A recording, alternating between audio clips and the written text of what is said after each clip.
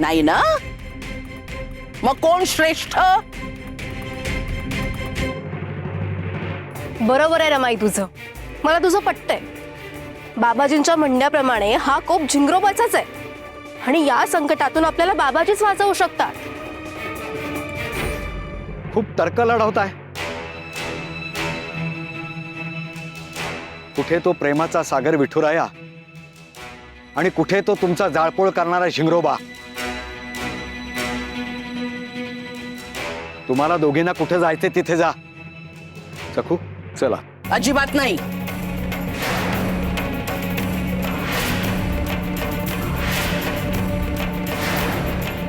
तुम्ही या घराच्या प्रश्नात पडायचंच नाही. हा माझ्या घराचा प्रश्न आहे. तुम्हाला जर खरंच या घराची इतकी काळजी असती ना, तर जबाबदारी सोडून पंढरपूरला पळून गेला नसतात. आताही तुम्हाला पंढरपूरला जायचं असेल तर तुम्ही जाऊ शकता आणि सोबत तुमच्या या सुनेला घेऊन जायचं असेल तरीही जाऊ शकता. मामांजी, तुम्ही माझ्यासाठी भांडू नका. माझी चूक झाली असेल तर मी शिक्षा भोगते, पण मी झिंगरोबाला शरण जाणार नाही.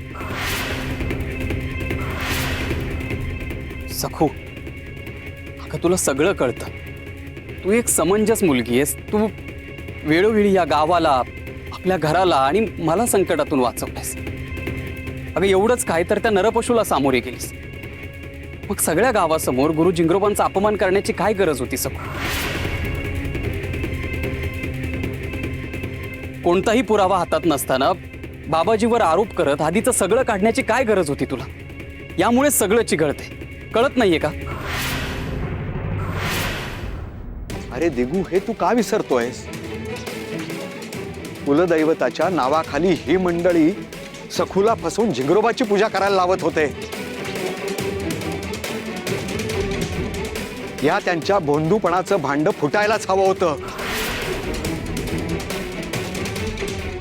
त्यांच्या खोटेपणाचे, अत्याचाराचे, सखूला जीवे मारण्याच्या लबाड प्रयत्नांचे प्रकार लोकांसमोर यायलाच हवे होते.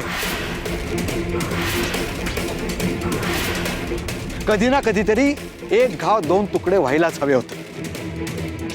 आणि पुरावे नाहीत असं कसं म्हणतोस?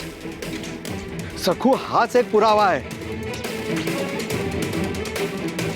कारण सखू एक वेळ प्राण देईल पण खोटं बोलणार नाही.